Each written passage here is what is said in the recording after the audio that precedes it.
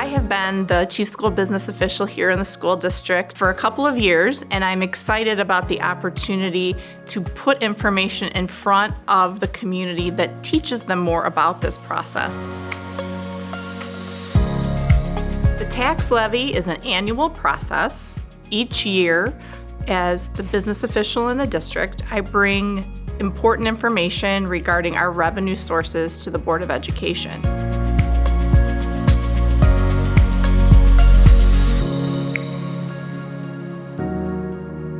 The levy makes up over 90% of our revenue for the district on an annual basis.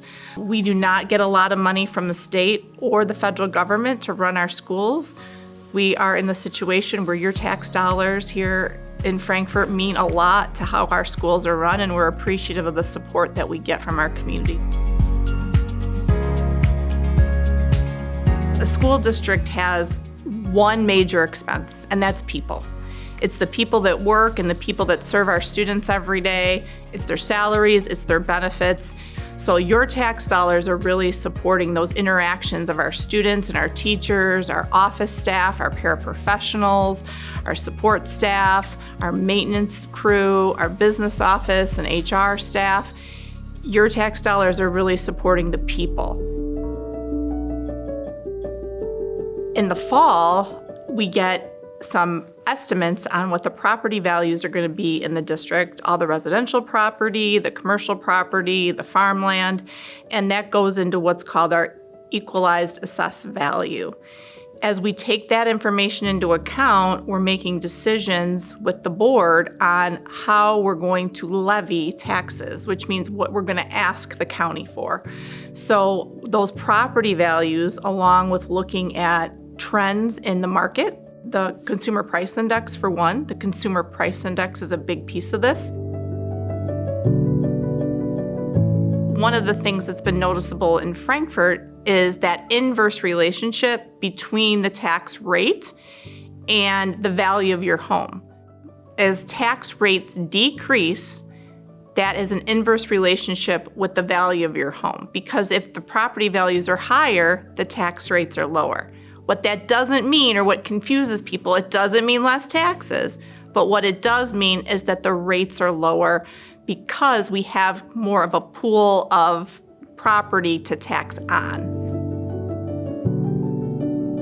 All of the other taxing entities and municipalities hear back from the county, and we get a final amount, the amount of tax dollars that we are going to be awarded, and that's called the tax extension. The district has a very meaningful process of long-term planning, financial planning, investing that really takes into account everything we need to look into the future.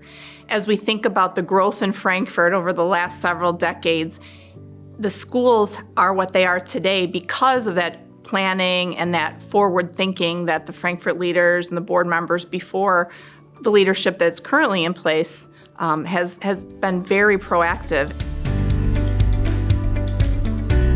Long term, we see a lot of growth out there in the district. There are some new homes being built, new subdivisions, and we have to be ready for that. Even though enrollment's been pretty steady, we could be seeing some additional growth over the next decade or so. We're very fortunate here that we haven't had to go out and ask the taxpayers for a referendum in a very, very long while. We've been able to support major renovations and major projects like the one at Chelsea through just your regular taxing process and the regular levy.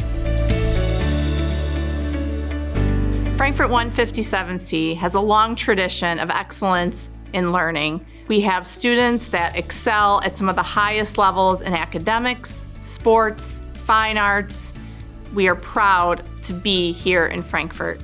Your dollars, our community's support, the purposeful way that we spend money has been a huge part of that success all of these years. We want you to know how much we appreciate families and businesses and the tax dollars that go into making this one of the greatest school districts in the state of Illinois.